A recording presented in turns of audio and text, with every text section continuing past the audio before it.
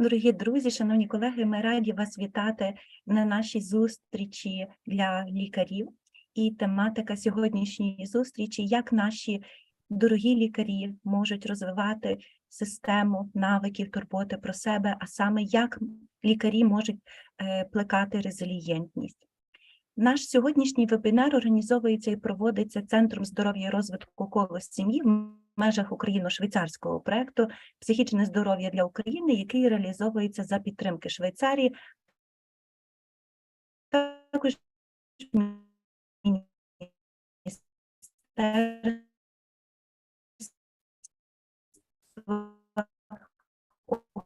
охорони зустріч наша доповідає тренеркою в Департаменті соціальних служб штату Орегон та експерткою з питань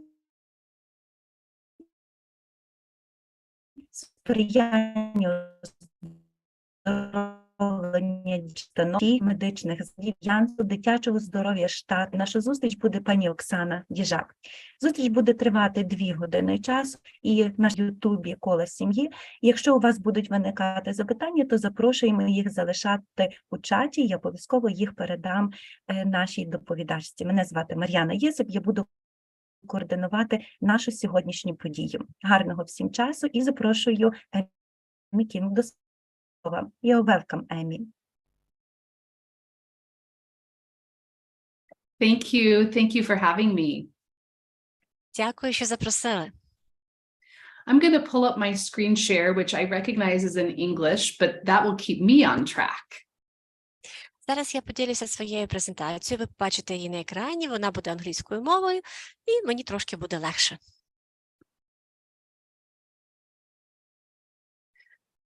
So I was asked to join all of you from Dr. Linda Schmidt and Mariana, and I'm pleased to be here today. Пані Мар'яна і доктор Лінда Шмідт запросили мене сьогодні провести цей вебінар для вас, і, відповідно, мені дуже приємно це зробити. Before I just quickly introduce myself, I wanted to say to all of you that I stand in unity with all of you, and I hope that what I share today helps you in some small way. I'm honored to be with all of you. До того, як перейти безпосередньо до презентації, хочу висловити вам підтримку і хочу сподіватися на те, що я сьогодні вам розкажу, допоможе вам. All right. I'm so glad you're here. I just really appreciate being asked to be here. And one of my goals is to just validate that it's okay to not feel okay right now. Мені дуже приємно, що ви змогли приєднатися до цього вебінару. Дякую за запрошення. Моя мета сьогодні підтвердити, що почуватися не добре і не спокійно зараз нормально. I'm sure Mariana already shared my very boring introduction, so I'll tell you just a little bit more about me. Мар'яна вже трошки вам про мене розказала, і я ще також додам дещо цікавого. I'm a licensed psychologist, and I used to be a behavioral health consultant in a pediatric clinic. Я сертифікований психолог, я також була консультантом-педіатром. I love coffee and wine, and I have a podcast. Я люблю пити каву, я люблю вино, і в мене є власний подкаст. I love to read murder mysteries, and I am a mom and a wife and a daughter, and this is some pictures of my family. Я люблю читати детективи про вбивства, і я мама, я дружина, я донька, і на слайді ви бачите фотографії моєї сім'ї. Most importantly, I'm a helper, and I hope that I can give you some insights today. І найголовніше, я помічниця, я допомагаю. І я думаю, що я розкажу, як я це роблю. So here's what I'd like to try to accomplish today. Отже, це цілі моєї презентації. Що я спробую сьогодні досягнути? First of all, I want to fill up your cup. Я хочу, щоб ви наповнили свої горнятка. We'll differentiate between stress and overwhelm and recognize stressors and trauma. Я хочу, щоб ми провели розмежування між стресом і почуттям приголомшеності, пригнічення. Також ми будемо говорити про стресори і про травму. And then we'll also talk about some steps that you can do to take care of yourself, and what you can specifically do. Ми будемо говорити про кроки піклування про себе і будемо говорити про практичні поради. And I'll try not to tell too many bad jokes. І спробую жартувати, але не дуже трудно. But we'll start with one anyway. I think you're here because I know you all want to get help. І ми почнемо все-таки з жарту. Я розумію, що ви тут, тому що ви хотіли б отримати допомогу. On the slide, it says, I'm here because I want to make ice cream or get help. But we're all here today to get help. І на слайді ви бачите, так, отакий блок, написано «Я хочу» і вибір. Зробити морозиво, отримати допомогу. Ми всі хочемо отримати допомогу сьогодні. I want to talk about a word, and I'm not sure, Oksana, how this will translate into Ukrainian, but the word is duality. Сьогодні ми будемо говорити про поняття дуальність або подвійність. We have it. Okay. And, you know, when I think of duality, I think of two things can be true at the same time. І от я розумію поняття дуальність як дві речі, які одночасно можуть бути правдою. So you can see on one side of the screen here, there's these boys, and they look very strong and very confident. На фото зліва ви бачите двох хлопчиків, вони виглядають дуже міцними, сильними і дуже впевненими в собі. And on the right side, there's a little girl, and she's feeling very overwhelmed. А на другому фото ми бачимо дівчинку, і складається враження, що вона дуже приголомшена, пригнічена.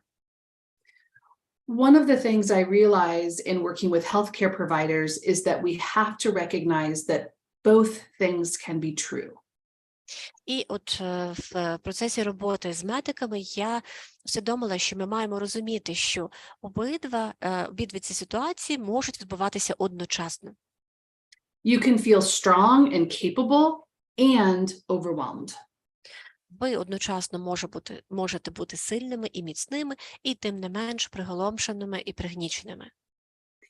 You can feel passionate about being a medical provider and have days where you wish this is not what you did. Ви можете одночасно відчувати пристрасть до того, що ви робите, пристрасть до власної професії медика, і бувають дні, коли ви взагалі не хочете нічого з цього робити. You can feel grateful for the opportunity to help and heal and saddened by so much loss. Ви можете одночасно відчувати вдячність за те, що ви можете допомагати і зцілювати, і тим не менш відчувати сум за втрати. When we realize that two things can be true at the same time, it helps us feel like we don't have to choose one or the other. І коли ми розуміємо, що все це може відбуватися одночасно, в нас немає потреби вибирати або одне, або інше. I recognize that in terms of energy and resources for medical providers, in addition to everything you're going through in a country that's experiencing war, as a medical provider, your bucket is already very low.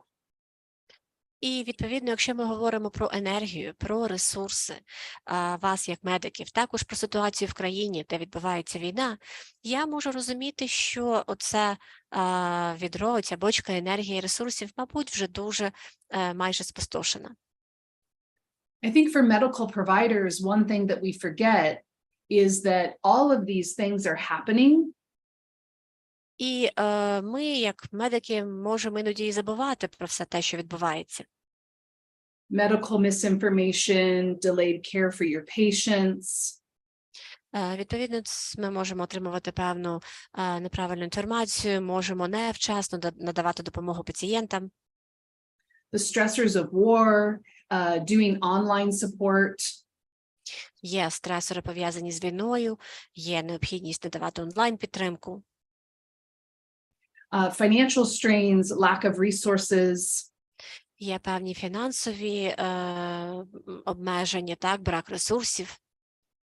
And you're still human. You have your own personal losses and stressors. І ми всі люди, в кожного з нас є власні особисті стресори і особисті втрати. One thing I talk about with medical providers often is this feeling that you have to always be the professional and you don't get to be human. І часто, коли я працюю з медиками, я розумію, що вони всі мають бути професіоналами і не завжди можуть мати можливість побути людиною. One of the biggest concerns I have for medical providers is isolation. Isolation is an emergency.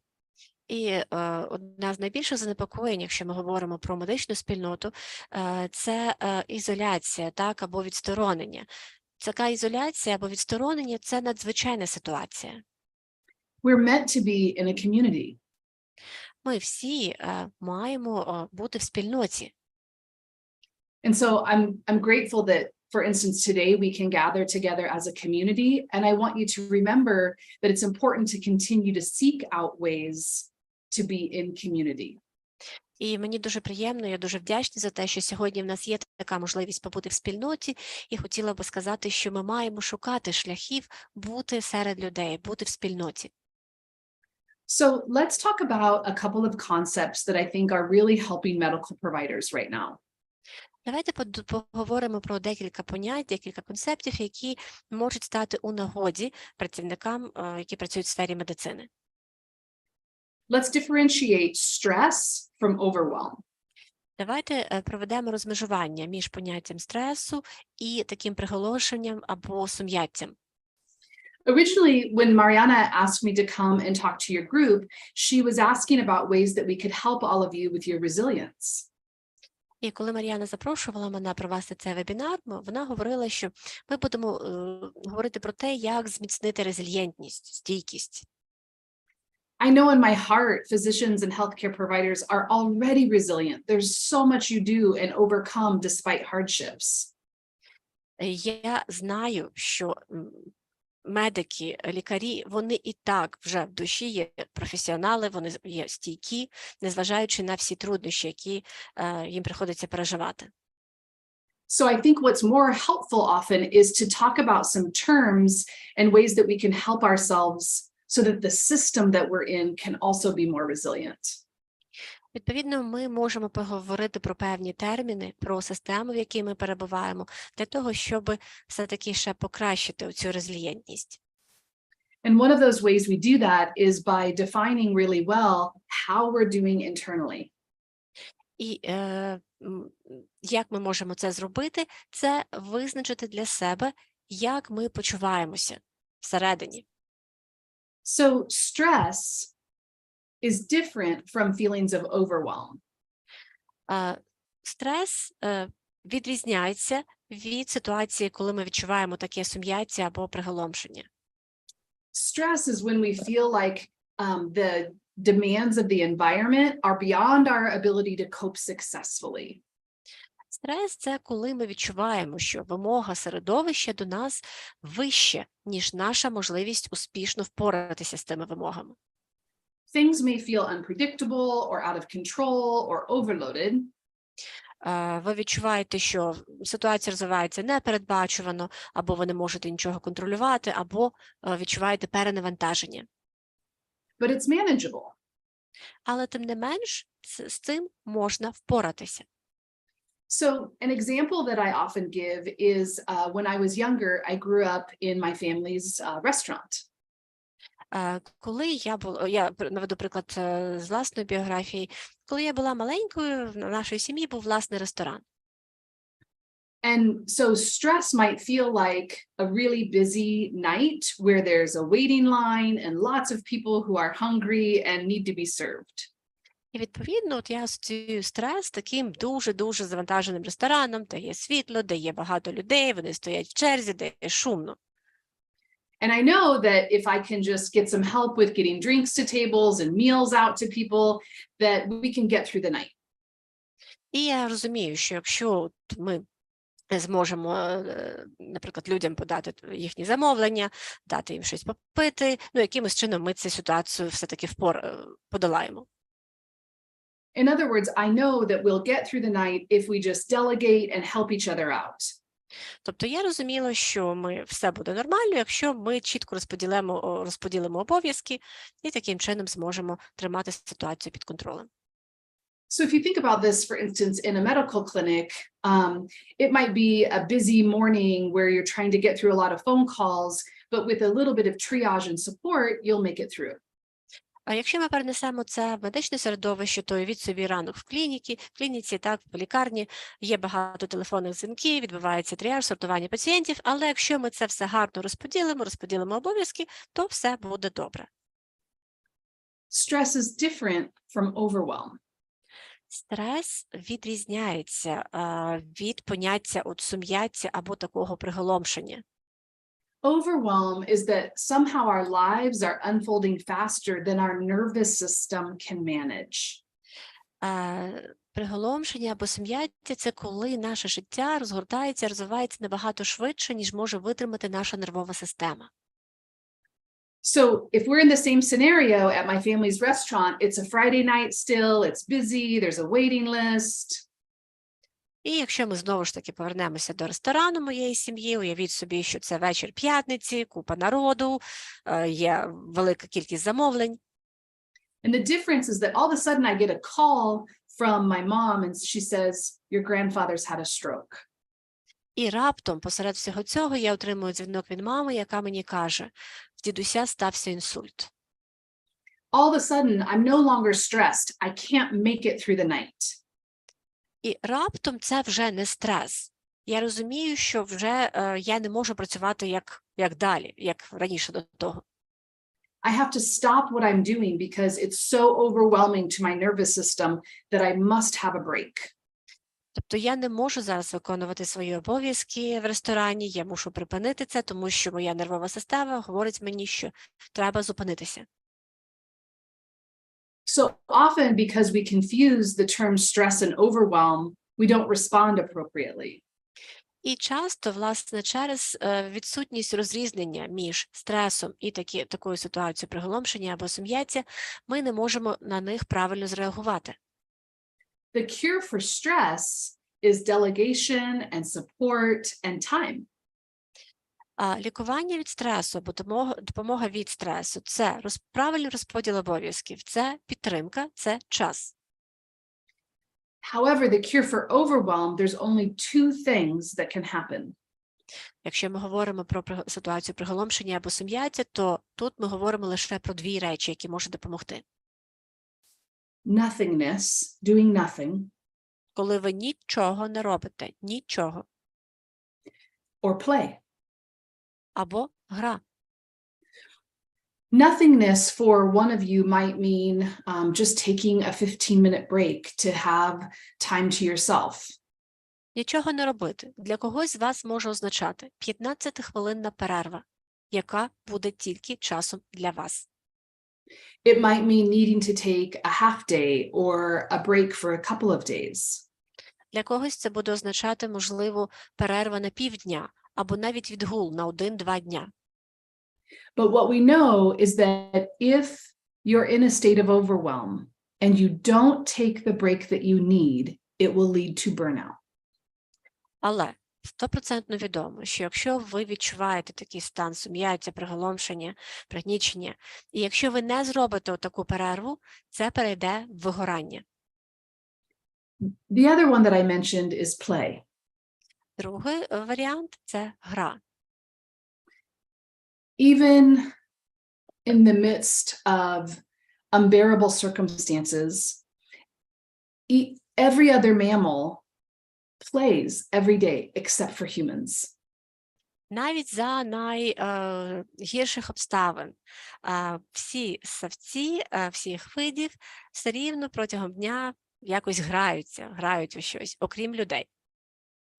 Play might look like making sure there are some snacks or ways for people to gather and share stories. Як може виглядати такий варіант гри?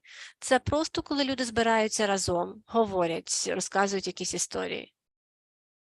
I have another provider that I work with that she takes dance breaks with her clinic staff. Ще в мене є колега, яка робить такі танцювальні перерви і робить це своїми колегами. Sorry, something dropped in my office. Sorry for the loud sound. Перепрошую, щось там впало. It also might just look like telling jokes or sharing stories together.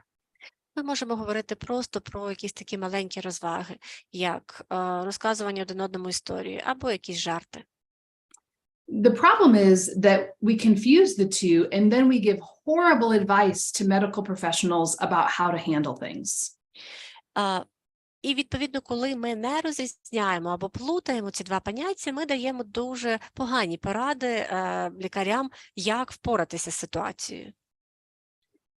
Someone might say, I'm overwhelmed. And then the response is, oh, you should just go meditate.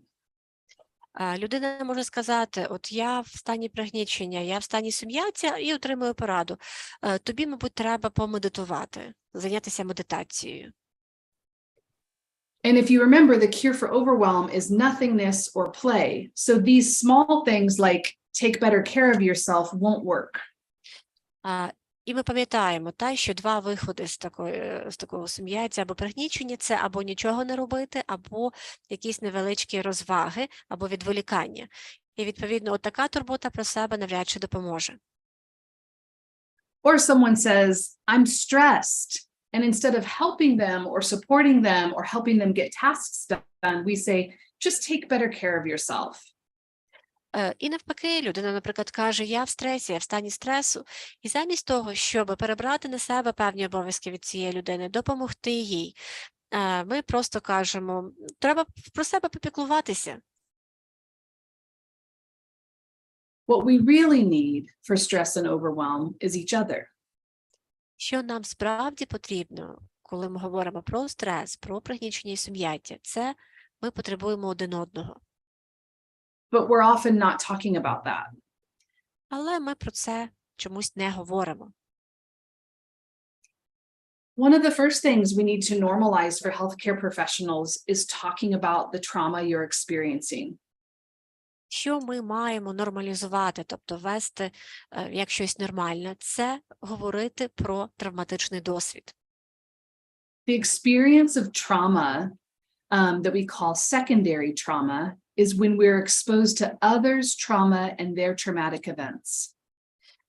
Є поняття вторинної травми, коли ми відчуваємо на собі ту травму і ті травматичні події, про які ми почули від інших людей. Secondary trauma, or what we call vicarious trauma, builds up over time. Вторинна травма, або як її ще називають вікарна травма, розвивається з часом, накопичується з часом. In therapy, we have this cheesy term that we say, you have to name it to tame it. Ми так кажемо, є таке в нас прислів'я, необхідно щось назвати, щоб це щось приборкати. And so often what I find is that these symptoms of vicarious trauma І часто ми стикаємося з такими симптомами вікарної травми. Thinking about your patients or not being able to stop thinking about them, the clinic or your work. Постійні думки про пацієнтів. Неможливість перестати думати про пацієнтів, про роботу, про клініку. Frustration, fear, anxiety, irritability. Фрустрація, страх, тривожність, дратівливість. Disturbed sleep, nightmares, and racing thoughts, or often providers will tell me I'm getting sleep, but I still feel tired. Порушення сну, якісь жахіття вночі, думки, які постійно тебе переслідують. Або я часто чую від медиків, що я ніби непогано сплю, але все рівно прокидаюся втомленим або втомленою. Or we might have a hard time managing personal boundaries or overstepping our professional boundaries. Іноді буває важко керувати особистими кордонами або навпаки, ми виходимо за межі наших професійних кордонів. What I find is that if we just begin to define trauma, and that can happen with providing information like this or lists to people so that they know what to look for. Коли ми намагаємося дати визначення травми, ми можемо робити це саме так, або, наприклад, даємо людям певну інформацію, яку вони мають пошукати. Just seeing the list and having trauma defined, often providers look at it and go, wow, I didn't realize how many of these symptoms I was experiencing. Бувають ситуації, що коли ми даємо таке, намагаємося визначити, що таке травма, і не даємо, наприклад, такий список симптомів медикам, вони дивляться на нього і кажуть, ого, я стільки симптомів з цього списку маю, а навіть і не помічав. So we have to begin normalizing talking about trauma that we're experiencing. Тобто таким чином ми ніби нормалізуємо ту травму, яку ми відчуваємо. Let me give you a story or an analogy of how this might work. І я хотіла би зараз провести аналогію, як це може відбуватися. When I was a young girl in middle school, Коли я була в середній школі, тобто десь після 5 класу, I walked into the library and I saw my friend Megan crying uncontrollably. я пішла в бібліотеку і там зустріла свою подружку Меган, яка просто ридала. And I walked up to Megan and I said, "Why are you crying?" Я підійшла до неї і запитала, чого ти плачеш? And she said to me, "It's the pencil. The pencil is broken. Don't you see?" І вона сказала, олівець, подивись, олівець зламався. And so because I cared about Megan and loved Megan a great deal, I started crying too. І я дуже любила Меган, я так перейнялася цим, що так само почала плакати. And then the poor librarian came over to my friend and I and said, "Girls, why are you both crying?" І та бідна бібліотекарка до нас підійшла тоді і сказала, дівчатка, чого ви плачете? I imagine this poor woman felt really, kind of beyond what she could handle with these two young hormonal girls. І я розумію, що, мабуть, от вона ніяк не могла зрозуміти, що ж їй робити з цими двома дівчатками, з їхніми гормонами, які бушують. She very quickly ushered us down to the counselor's office. І вона швиденько супроводила нас до психолога. And what I found out about Megan in that moment is that there really wasn't anything big happening for her. She was just stressed. І я зрозуміла, що тоді в житті Меган нічого такого особливого не трапилося, значущого. Вона просто була в стані стресу. And so Megan and I developed kind of our own language called pencil moments. І ми тоді з нею створили для себе таку власну мову і створили поняття, яке називається момент олівця. Throughout the course of our friendship that went well past high school, we were able to communicate to each other, is this just a pencil moment? І от коли ми дружили, а ми дружили вже і після школи, ми часто спілкувалися одна з одною і запитували одна одну. Це момент олівця? Meaning, I'm going to be okay. I'm just feeling very emotional and stressed. І це означало, зі мною все буде добре. Просто зараз я в сильному стресі, я маю багато емоцій. Or is there something bigger going on? And if that's the case, I'll put everything down and make sure you have my full attention and support. Або, якщо зараз в твоєму житті відбувається щось дійсно значуще, я відкладу всі свої справи і приділю тобі максимум уваги і надам максимум підтримки. This ability to use the pencil as storytelling helped Megan and I throughout the course of our friendship. І оця аналогія, можливість говорити про цей момент олівця, і триває в нас з Меган в межах нашої дружби. We would be overwhelmed with boys or homework or athletics, and we would be able to reassure each other when we were tearful or sad. This is just a pencil moment. I'm okay. І що би це не було, чи якісь спортивні змагання, чи щось з хлопцями, ми завжди змогли підтримувати одна одну і заспокоїти одна одну, кажучи, це лише момент олівця, зі мною все добре. And it also helped us to identify when it was more than just a pencil moment. І це також допомагало нам визначити, коли ситуація була більшою, ніж просто цей момент олівця. When we were in high school, Megan called me in tears. Коли ми вже були в старшій школі, Меган подзвонила до мене і плакала знов. And I said to Megan, is this a pencil moment? І я її запитала, це момент олівця? And Megan disclosed to me that it was not a pencil moment, that she was really overwhelmed and she was in fact pregnant. І вона тоді зізналася мені, що це був зовсім не момент олівця, що вона була пригнічена, вона була в сум'яті. На той момент вона була вагітна. I knew that that meant I needed to put everything down and respond to my friend. Я знала того хлопця, відповідно, в тій ситуації я все кинула, оскільки я розуміла, що я маю допомогти своїй подрузі. And we began to find some safe adults and some support to help Megan through a very scary moment in her life. І ми почали шукати допомоги для того, щоб все-таки якось підтримати Меган в ці важкі моменти її життя. I still use the analogy of pencil moments with my own family. І я до сих пір використовую цю аналогію, цей вираз моменту олівця і у власній сім'ї. My teenagers are able to say to me, I'm okay, mom, this is just a pencil moment, or no, I really need your full attention. Мої діти, підлітки можуть мені сказати, мама, зі мною все добре, це лише момент олівця. Або навпаки, мамо, мені потрібна твоя максимальна увага.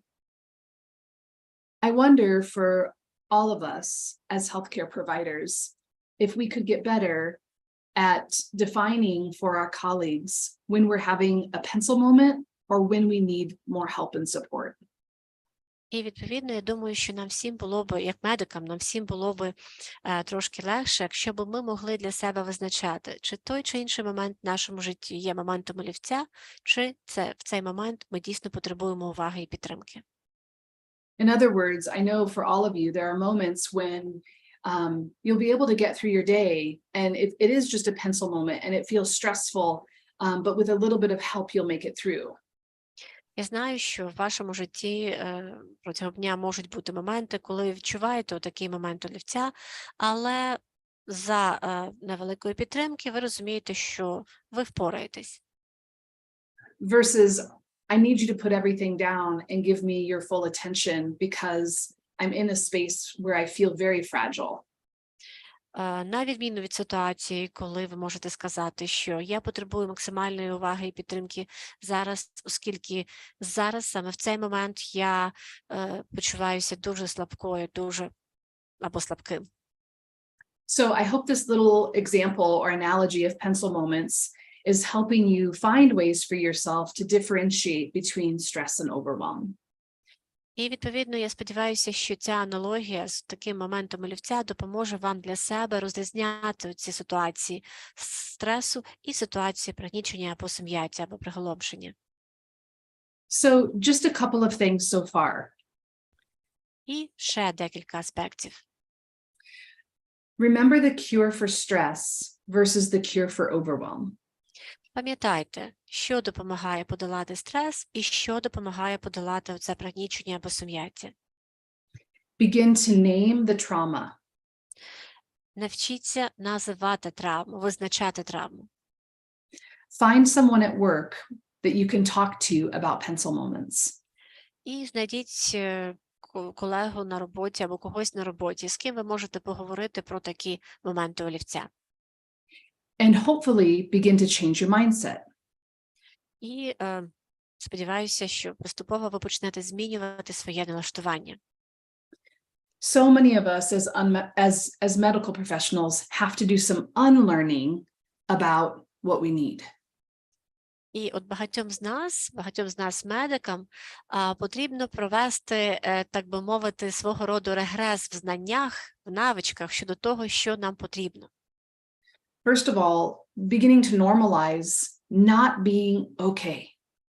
Нам потрібно визнавати, що це нормально, коли ми почуваємося не добре і неспокійно і невпевнено.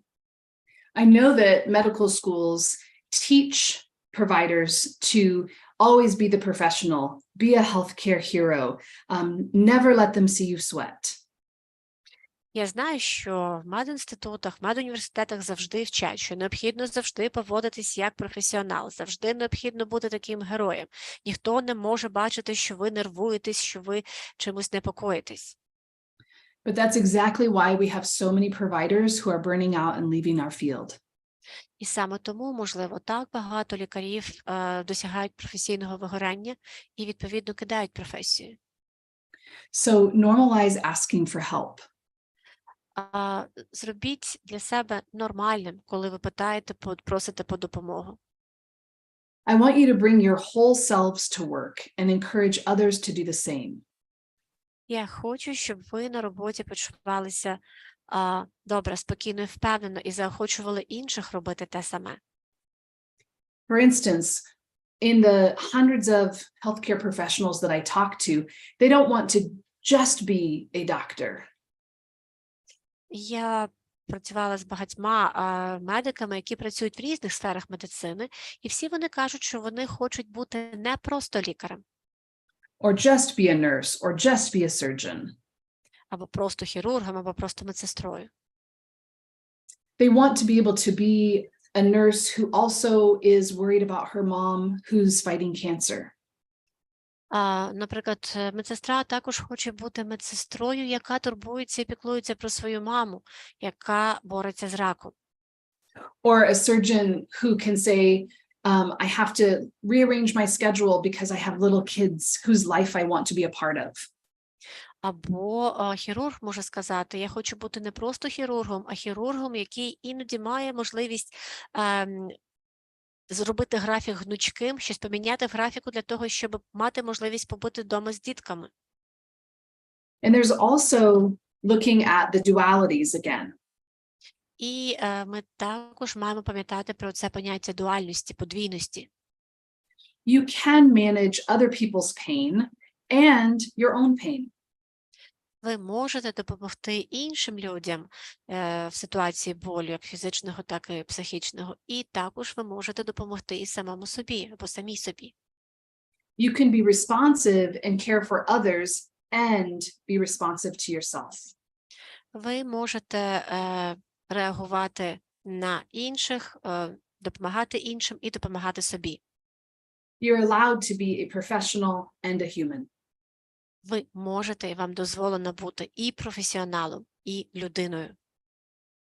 So let's talk a little bit about some self-care behaviors that lead to greater resilience and fight burnout.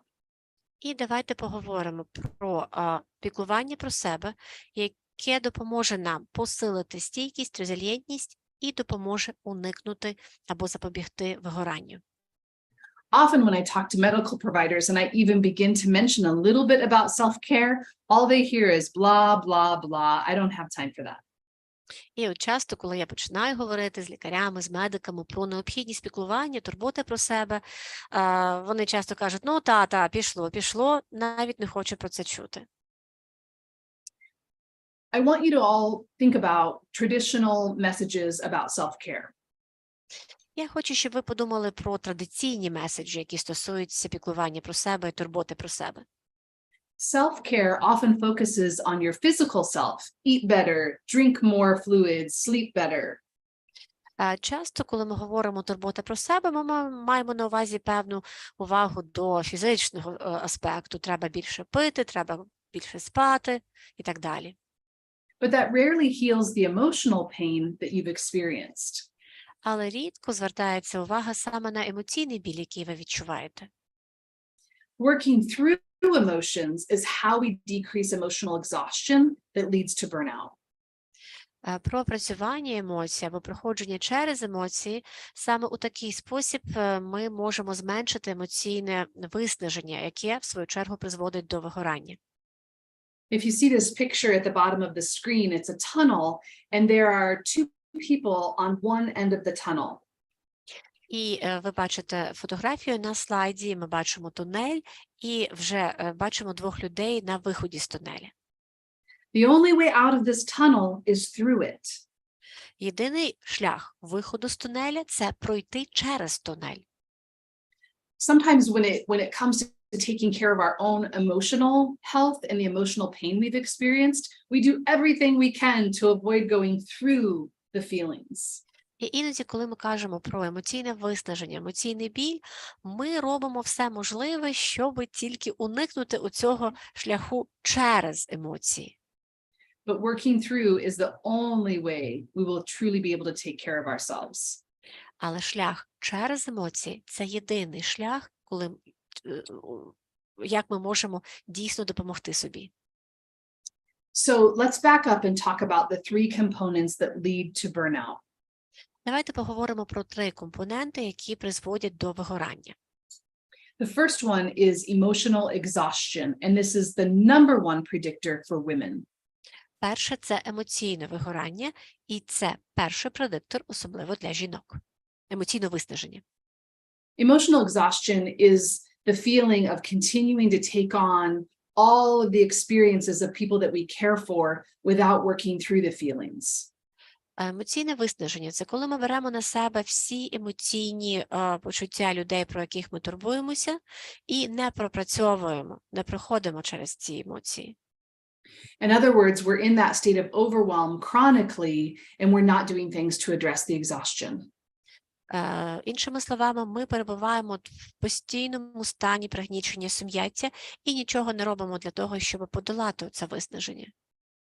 The second component of burnout is a feeling of decreased sense of accomplishment. Другий компонент вигорання – це зменшене почуття досягнення. This is often also called moral distress. Часто його ще називають моральним дистресом. When it feels like, despite how much I'm doing for my patients, it's not enough. Коли йдеться про думку, незважаючи на те, що і скільки я роблю для пацієнтів, все рівно цього недостатньо. Or it may feel like I'm doing everything that I can with the resources that I have, but that wasn't enough. Або людина може думати, я роблю все, що можу, використовую всі ресурси, які в мене є, але все рівно цього недостатньо. I imagine that this is especially true for all of you experiencing all of the ripple effects of being in a war-torn country. І я думаю, що саме останнє стосується багатьох з вас, які відчувають всі наслідки того, коли ми живемо і працюємо в країні, де йде війна. The third component of burnout is what we call depersonalization. Третій компонент вигорання – це те, що ми називаємо деперсоналізацією. Depersonalization means that we almost have to remove ourselves from the situation. Це означає, що ми практично маємо ніби вилучити себе з певної ситуації. It might look like checking out or feelings of compassion fatigue. Це коли ми відчуваємо втому від співчуття, коли ми прагнемо ніби виключитися з ситуації. So what creates the emotional exhaustion that we feel? Що ж створює таке емоційне виснаження, яке ми відчуваємо? Emotional exhaustion happens when we get stuck in a feeling. Емоційне виснаження відбувається, коли ми застрягаємо в певній емоції. It's like that tunnel that we were looking at before, and it's as if all of the traffic got congested right there.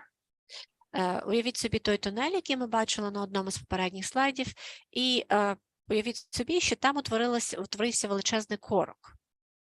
And what happens is there's no time to process our emotion, which means we never find our way through the emotion. У нас немає часу опрацювати емоції. Це означає, що ми ніколи не проходимо через емоцію. There's no time to process feelings because you're being continuously exposed to more traumas. У вас немає часу пройти через цю емоцію, тому що ви постійно відчуваєте всі інші травми. I want you to remember that just because you're exposed to a stressor or a trauma and then it's removed doesn't mean that it's over in your body. You still haven't processed that feeling. Хочу сказати про те, що навіть якщо стресовий чинник або стресова ситуація вже припинилася, це не означає, що це закінчилось на рівні тіла. Ви все рівно не пропрацювали, не прожили через цю емоцію. There's an author by the name of Bessel van der Kolk who says our body keeps score. Є автор, який каже, наше тіло веде рахунок, свій рахунок.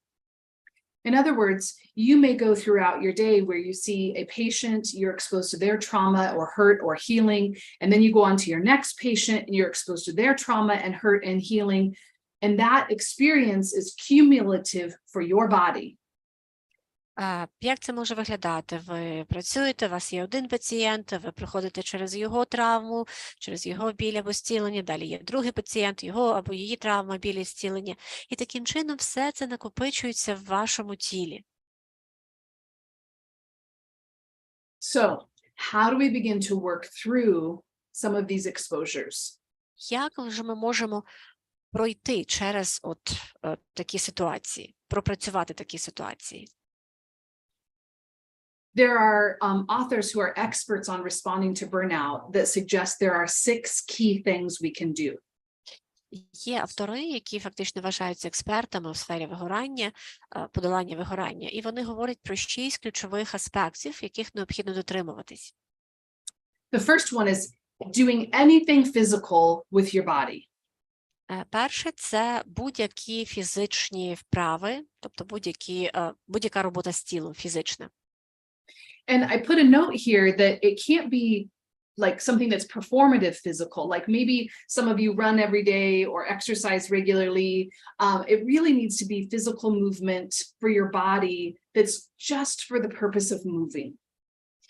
Йдеться і про чисто фізичні заняття, там хтось займається спортом, в спортзал ходить, хтось бігає зранку, але загалом йдеться про будь-які фізичні рухи, тобто тіло мусить бути задіяне. So it might be things like yoga or stretching or dancing. Це можуть бути танці, йога, це може бути стретчинг. The second is breathing. Друге – це дихання. So many professionals, when I tell them that it's important to breathe, kind of roll their eyes at me, but it's actually very important and simple. Дуже багато професіоналів в сфері медицини, коли я кажу, що необхідно дихати, так просто очі закочують. Але насправді, дійсно, все це дуже просто і дуже важливо. There was actually a study that was done in the States during the height of the pandemic. В США, скажімо так, на піку пандемії було проведено дослідження. And what they found is if they could get healthcare professionals into a space where they could take off all of their protective equipment and breathe for 90 seconds. Як виглядало таке дослідження? Медики, які надавали допомогу пацієнтам з ковідом, їх відводили в приміщення, де вони могли зняти всі захисні костюми і впродовж 90 секунд виконували дихальні вправи. It decreased their cortisol level, their stress hormone, by 30%. Рівень кортизолу, тобто гормону стресу, знижувався на 30%. So even though breathing might seem kind of simple or straightforward, we know that just short periods of deep breathing decrease stress. І як би простим, примітивним не виглядав цей аспект дихання, ми знаємо, що дихальні вправи можуть знижувати стрес. So for instance, I work with a medical provider who does rounds in the hospital, and she tries to take slower walks in between patients while breathing deeply. Я працюю з лікарем, який робить часто обходи пацієнтів, і, відповідно, цей лікар намагається, коли йде від пацієнта до пацієнта, йти повільно і, власне, сповільнюючи ходу, глибоко дихає. The third thing is to be connected, and we talked a little bit about this before, the importance of being connected with others. Третій аспект – це важливість підтримувати соціальні зв'язки. Ми вже про це сьогодні говорили. Так, бути в соціумі, бути в спільноті. The fourth thing is laughter. Четвертий це пункт – це сміх. Remember before when we were talking about one of the cures for overwhelm is play. It's really important to find ways to laugh many times.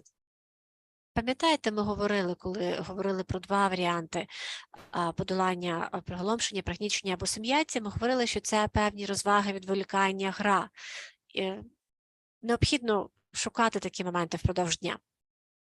And I want to remind all of you that when you laugh or experience joy, it doesn't mean that you don't feel compassionate for your patients. І хочу сказати, що коли ви відчуваєте любов, коли ви відчуваєте радість або ви смієтесь, це не означає, що в цей момент ви не співчуваєте вашим пацієнтам. The fifth thing is affection. П'ятий аспект – це прив'язаність, це любов. Physical touch, being in physical spaces with other people. It might even just be affection for yourself by allowing yourself to cry in the shower or reach out for help privately. Це можуть бути певні фізичні якісь аспекти, фізичні доторки, або це можуть бути навіть певна турбота про себе, коли ви в душі можете заплакати або звернутися по допомогу.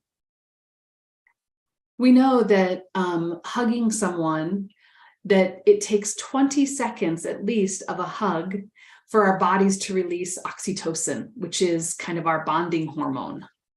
Ми знаємо, що коли відбувається, коли одна людина обнімає іншу людину впродовж 20 секунд, то в тілі відбувається викид гормону окситоцину. When is the last time one of you experienced a 20-second hug? Пригадайте, коли останній раз ви обіймали когось впродовж 20 секунд. The last one is creative expression. Останній аспект, останній момент – це креативність, креативне самовираження. That means getting out of our left brain and into our right brain. Це перехід з лівої півкулі на праву півкулю. So it might be things like knitting or painting or baking or drawing or journaling. Тобто це може бути випікання, це може бути малювання, малювання фарбами, в'язання, будь-що. When I was talking with a chief medical officer here, she said to me, "Oh my gosh, I thought I was doing a good job taking care of myself until I saw this list." І от я теж говорила з однією з своїх колег, яка є старшим лікарем, і вона сказала, що я думала, що я досить добре про себе піклуюся, допоки не подивилася на оцей список. She said I was getting good sleep and I felt like I was eating really well and I was going for, a run every day. Вона сказала, що я достатньо спала, я мала здорове харчування. Кожного дня я мала пробіжку. But then we were talking about this list and she said, I realized I hadn't done anything to be connected with other people or anything that really brought me joy regarding creativity. Але коли ми подивилися на оцей слайд, на оцей список, вона сказала, що я не маю такого, не пам'ятаю, коли я вже останній раз була в соціумі, так, десь серед людей. Я не пам'ятаю, щоб я робила щось креативне.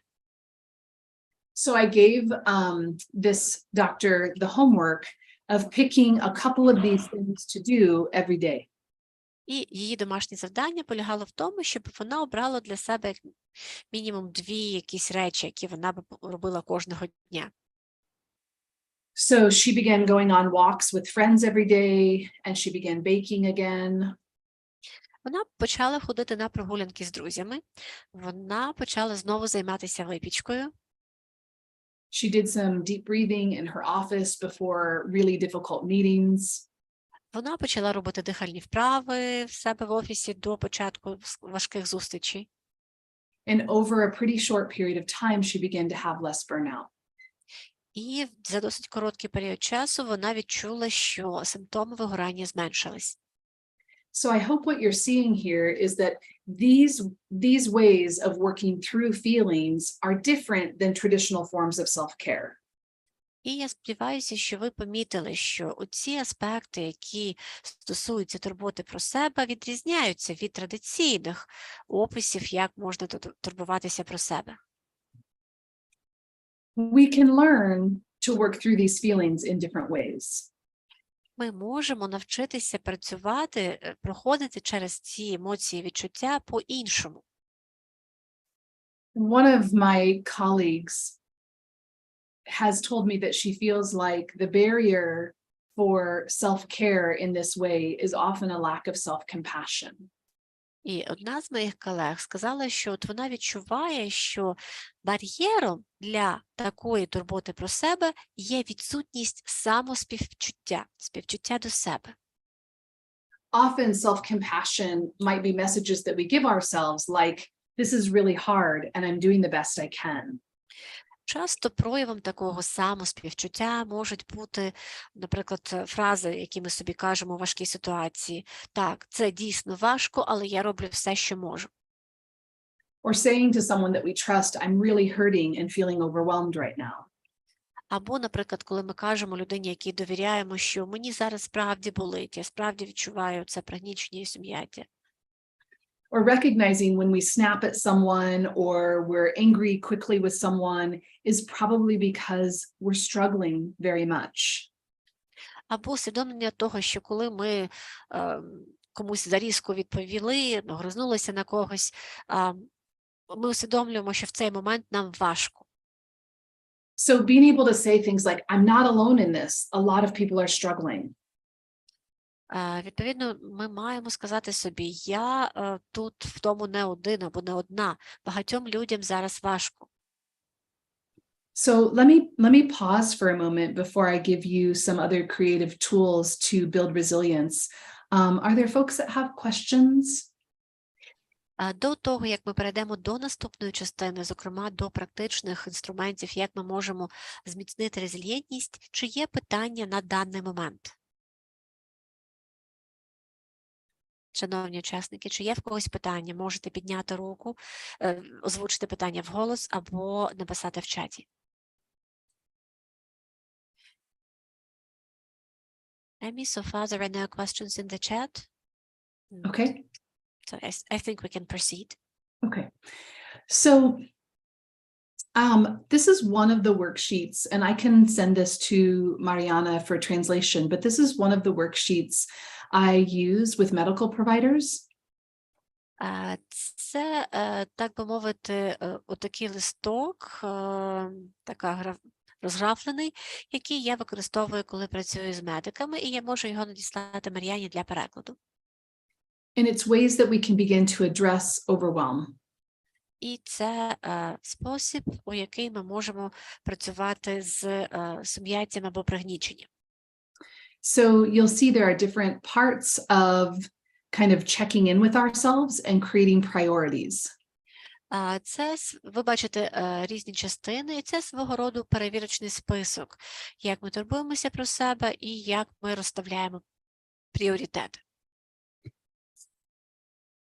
On the top, you'll see that I ask providers to identify their why. Why do they do what they do?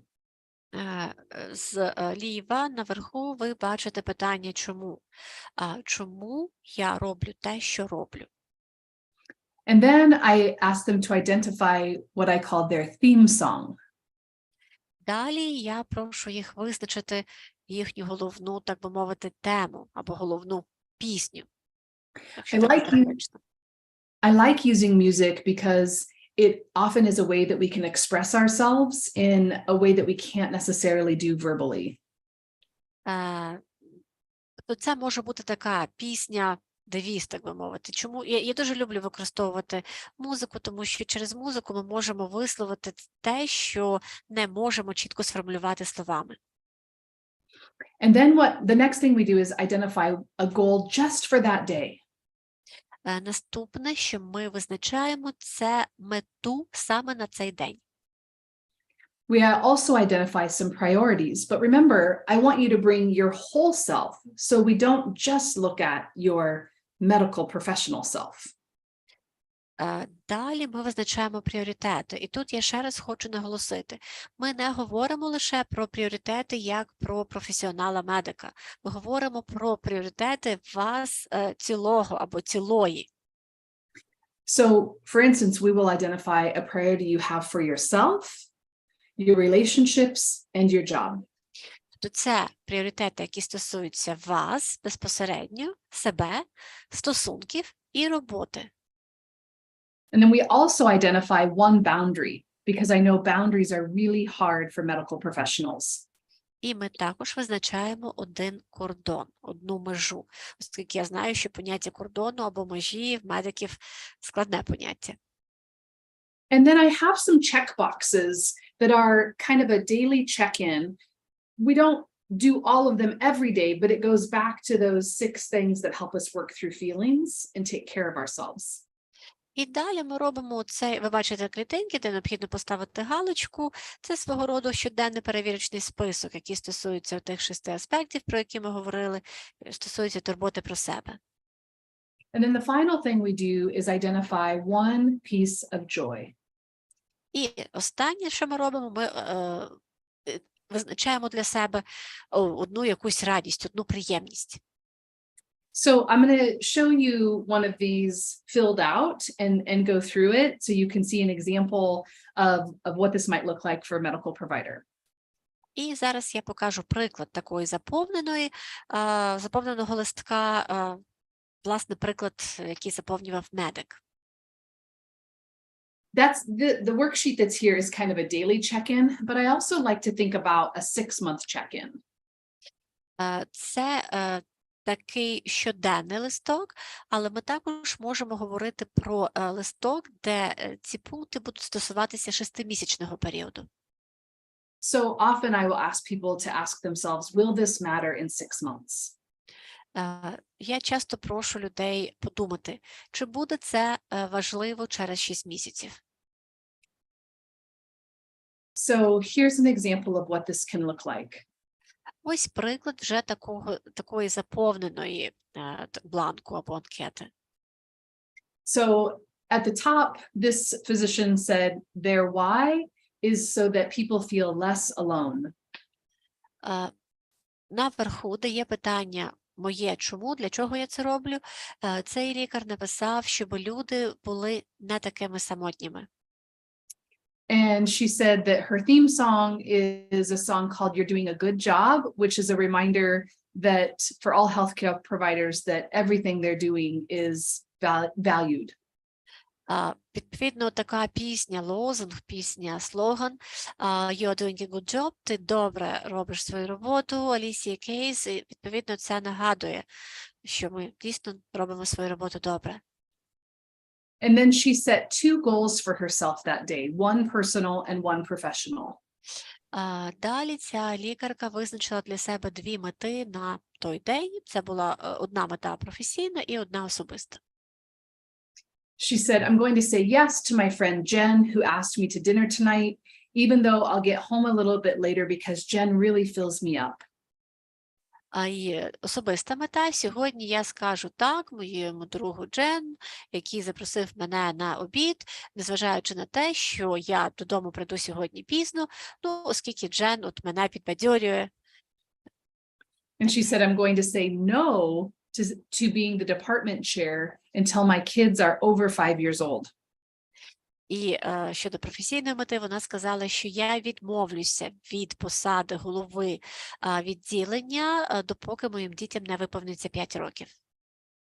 And then she created some goals for herself for the day. She said, I'm going to stop and get myself some coffee. Вона створила для себе пріоритети на день.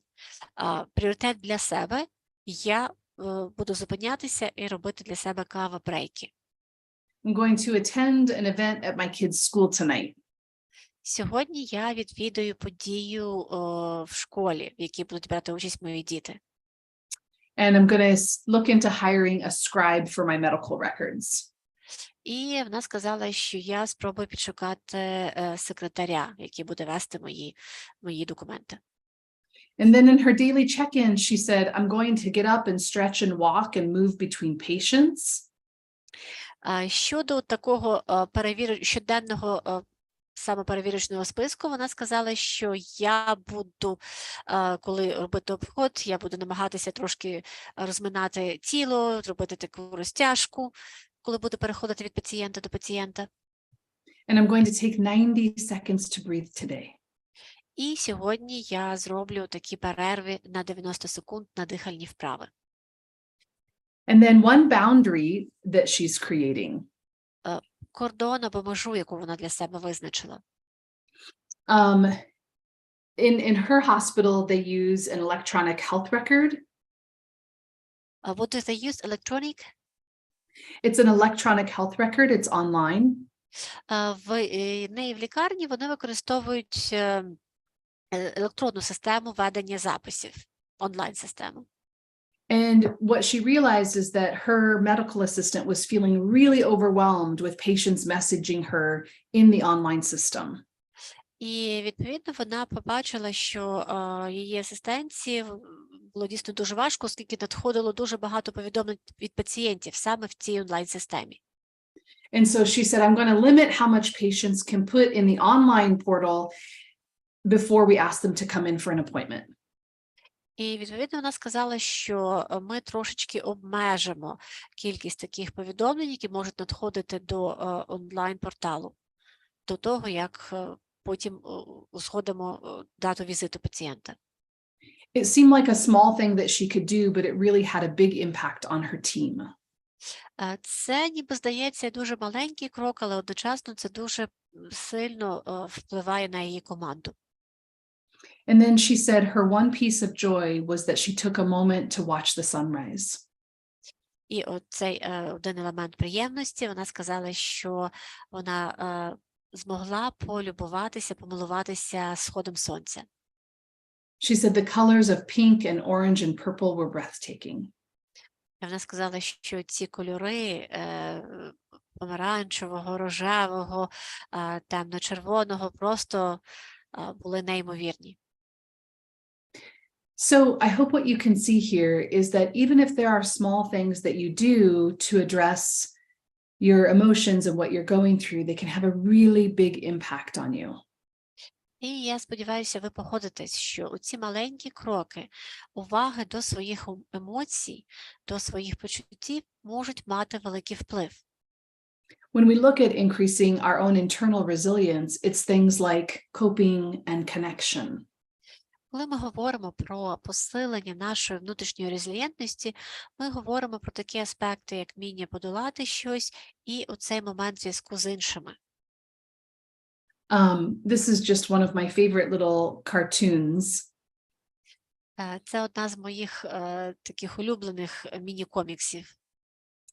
I think because especially as healthcare providers, we're always trying to be the expert and be a professional. Ми медики, ми завжди намагаємося бути експертом, бути справжнім професіоналом і діяти завжди професійно. I like that this little cartoon just emphasizes the message that we're all trying to figure ourselves out. І мені подобається, що на цьому невеличкому коміксі якраз підкреслюється повідомлення, що ми завжди намагаємося зрозуміти, хто ж ми є. And so in the comic strip here, you can see this big bear, and he's saying to the little bunny, I'm trying to figure out who you are. І ми бачимо, що цей великий ведмедик каже тому кролику, я намагаюся зрозуміти, хто ти є. And the little bunny says, that's my job. You just have to love and accept me. А кролик йому каже, це моя робота, а твоє завдання просто любити і прийняти мене. And so the big bear says, phew, my work here is done. І тоді великий ведмідь каже, о, ну тоді все, моя робота зроблена. This is a quote from an interview that I did recently from a physician. Це цитата з інтерв'ю, яке я недавно робила. Інтерв'ю було з одним з лікарем. This physician said, we're not good at asking for help, so we take drastic measures to cope with our stress. Він сказав наступне, ми не дуже добре вміємо просити по допомогу. Відповідно, ми приймаємо дуже кардинальні заходи для того, щоб впоратися зі стресом. So I hope today so far you're getting a lot of tools to cope with stress, and let's talk about another one. Я думаю, що і на даний момент ви вже знаєте багато інструментів, як боротися зі стресом. Ну, давайте поговоримо ще про деякі. So one of the ways that I talk with people about prioritizing taking care of ourselves is through the analogy of baseball. Часто, коли я говорю з людьми про необхідність пріоритизації, коли ми говоримо про турботу для себе, я роблю це через аналогію з бейсболом. So for those of you that are familiar with American baseball, the batter stands here on home plate and hits the ball. Для тих, хто не зовсім знайомий з бейсболом, тут у нас стоїть гравець, це його ніби домашня площадка, і він б'є по м'ячу. And so when they hit the ball, first they're supposed to run to first base, and then to second base, and then third base before coming home. І, відповідно, після того він має попасти на першу базу, на другу базу, на третю базу і далі повернутися, так би мовити, на цей домашній майданчик. And so what I tell folks is, on first base, the first priority should be yourself. І я завжди кажу, що от на цій першій базі першим пріоритетом маєте бути ви самі. Taking care of yourself through all the ways that we've talked about today, working through feelings, differentiating between stress and overwhelm. Ви маєте думати про себе. Ви головний пріоритет. Тобто ви можете робити це так, як ми сьогодні говорили, пропрацьовуючи почуття, розмежовуючи поняття стрес і пригнічення, сум'яття, приголомшення. And you have to do those things before you can take care of second base, which are your friends or your partner or your spouse. І це ви маєте робити до того, як ви перейдете на другу базу, на якій перебувають ваші друзі, ваш партнер, ваш чоловік, ваша дружина. And second base is still important because those are people who also take care of us. Друга база теж важлива, тому що на ній знаходяться люди, які так само турбуються про нас. And then we move on to third base. Далі ми переходимо на третю базу. At third base are the people that you care for, your children, people with disabilities, maybe aging parents. На цій базі знаходяться люди, про яких вже ви турбуєтесь. Це діти, це люди з інвалідністю, можливо, це батьки вже у старшому віці. And if you notice here in this picture, out in the outfield are things like our job and other activities that take up our time. І ви бачите, що поза межами цього бейсбольного поля знаходиться наша робота і інші види діяльності, у яких ви берете участь, наприклад, волонтерство. So often when I am talking with people about prioritizing, covering all of the bases, what I tell them is that often what we do is we hit the ball and we run backwards. І часто коли я говорю з людьми про пріоритизацію, про необхідність, про важливість цих трьох баз, я кажу, що ми вдаряємо по м'ячу і ми біжимо по цих базах в зворотньому порядку. When I was younger, I coached little boys baseball for about 6 years. Коли я була молодшою, я була тренером з бейсболу для команди хлопчиків. І я тренувала їх десь 6 років. And what would happen as they were learning this new skill, і для них це були нові навички, вони навчалися новим навичкам. they would stand at home plate and hit the ball, and then they were so excited that they hit the ball that they would run wherever they wanted to. Відповідно, вони стояли на цьому домашньому майданчику, вдаряли по м'ячу, а далі бігли, куди очі їх дивилися.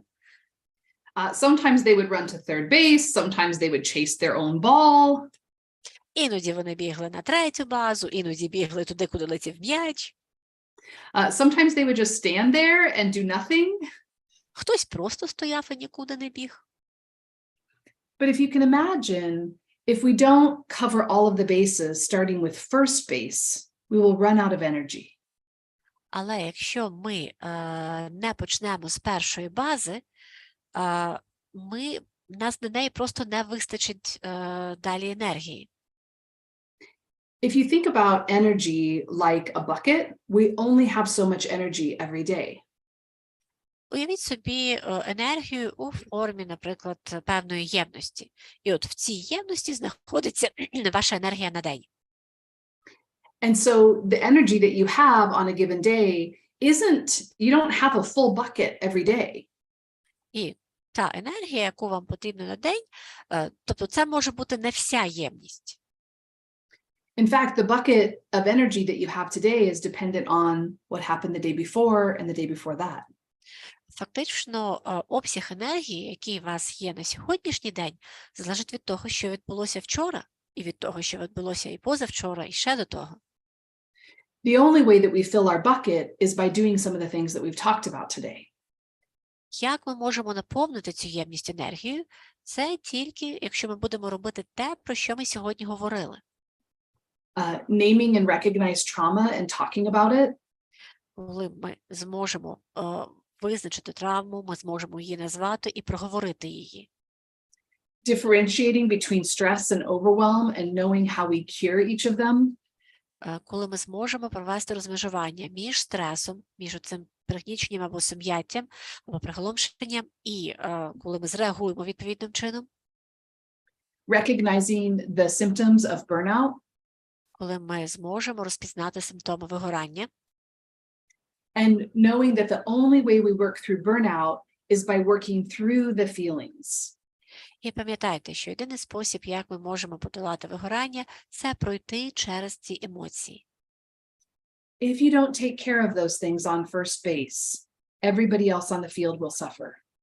Якщо ви не охопите першу базу з самого початку, постраждають всі ті, хто знаходяться на інших базах.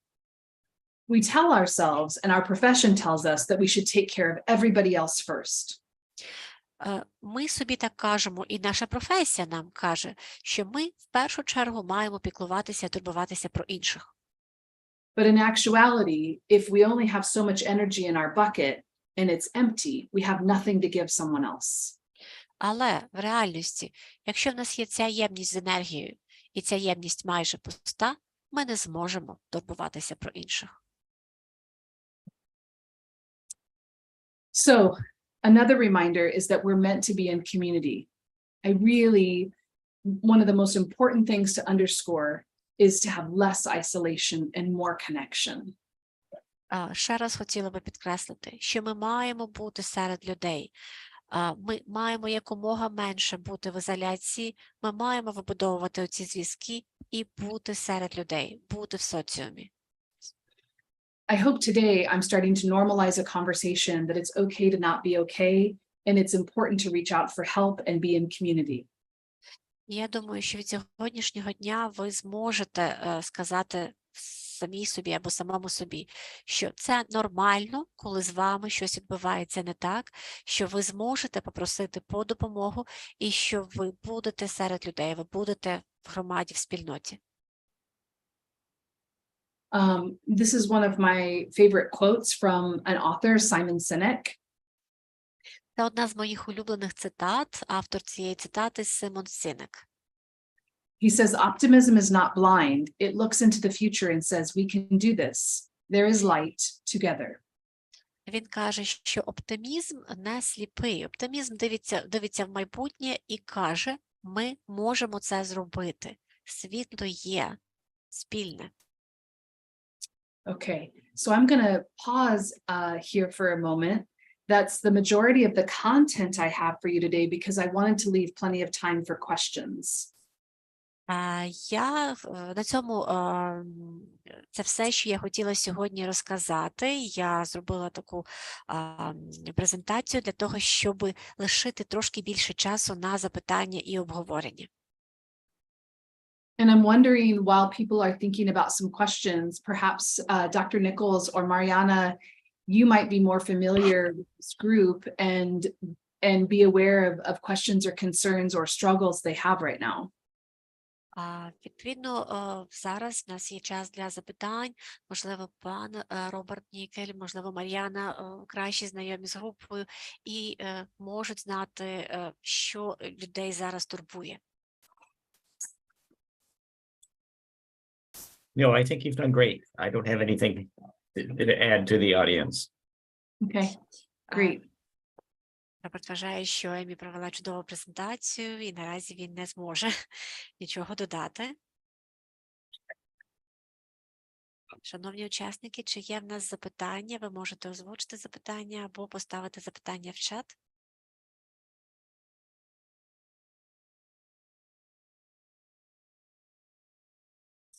Mariana, are you aware of other things that perhaps are on the hearts or minds of the providers you're working with?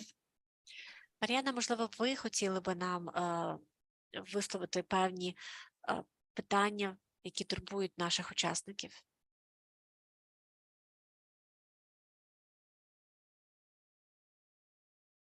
Mariana probably is not present right now. She's here, but probably she's attending to her kids. Okay, okay. I don't have anything else for today then, unless there are questions in the chat box. And I don't see any, but maybe I can't see it on this end. Шановні учасники, у вас ще є останній шанс зараз задати запитання або висловити свої коментарі. Ви можете зробити це в чаті. Бо якщо так, то ми будемо завершувати нашу. Якщо у вас немає запитань, то ми будемо завершувати нашу зустріч. I think, Amy, this is not unusual that there aren't a lot of questions at the end. And so you're kind of left wondering impact, but we'll get some feedback from Mariana later. Okay, great. Oksana, anything else that you can think of? Well, that was a great pleasure for me to interpret for our audience and for you, and I took a lot for me personally. This is one of those rare moments when I really understand what I'm talking about. I mean, this is important both professionally and personally. So I do appreciate also this event myself. Thank you very much. I really took a lot for myself. Thank you. You're welcome. And it looks like Mariana has a comment in the chat box. Mariana writes that there are no questions, and she says, thank you very much for joining us, for spending this time with us. And I also would like probably then to express gratitude to our audience, and I'll do it in Ukrainian for them. Шановні учасники, від імені наших організаторів хотіла би подякувати вам за те, що ви приєдналися на цю зустріч. Сподіваюся, вона була для вас корисною.